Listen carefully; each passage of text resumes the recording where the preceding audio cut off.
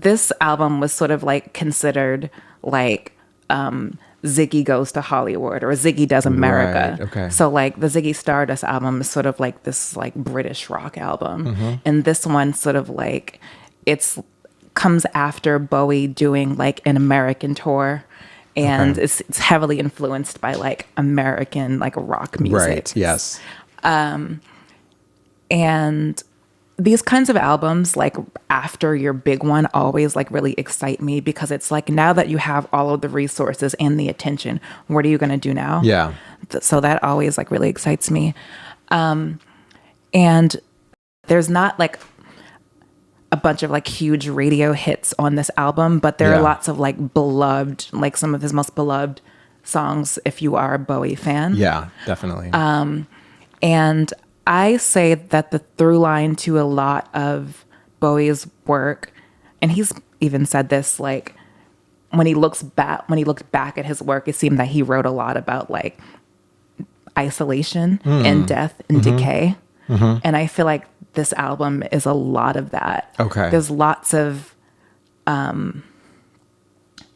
being hyper aware of your own mortality. Interesting. Okay. And how that would make a person feel. Right. And for some people, it makes you nihilistic. And then for other people, it makes you overly ambitious. Right.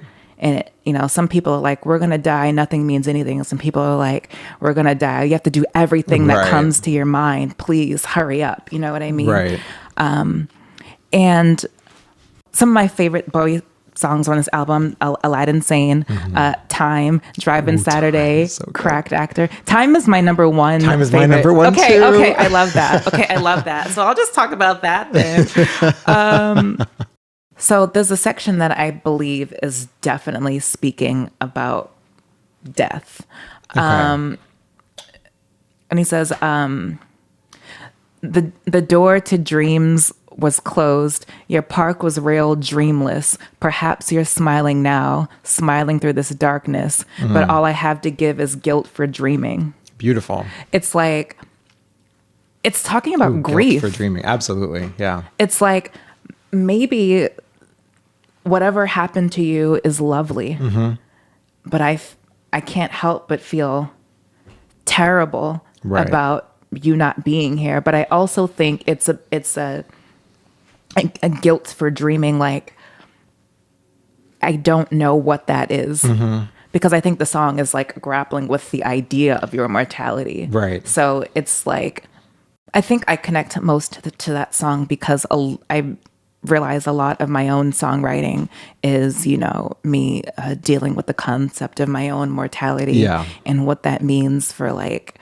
what I've done so far and what I want to do and trying to feel like any of this matters. Yeah. And I feel like even when I'm not writing about that, I'm like accidentally writing about that. Yeah.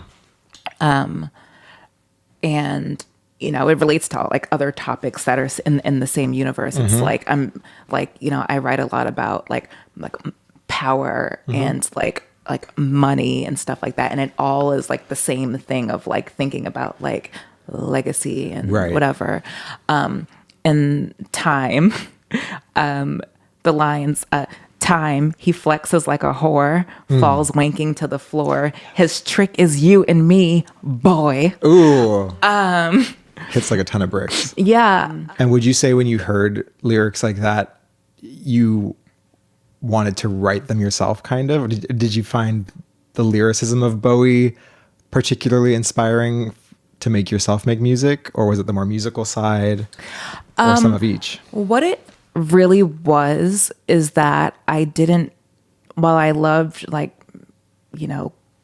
traditional pop things, I just felt like that kind of thing could not be me.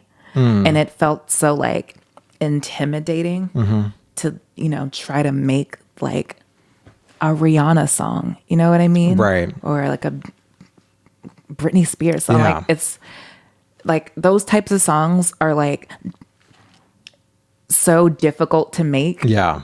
Like, how do you make a car in your backyard? Yeah, Like, exactly.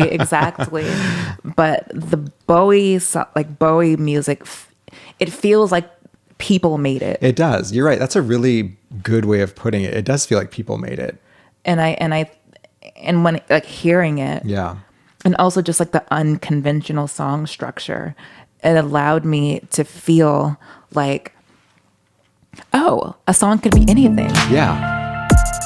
Playing our demos on the radio. Playing our demos on the radio.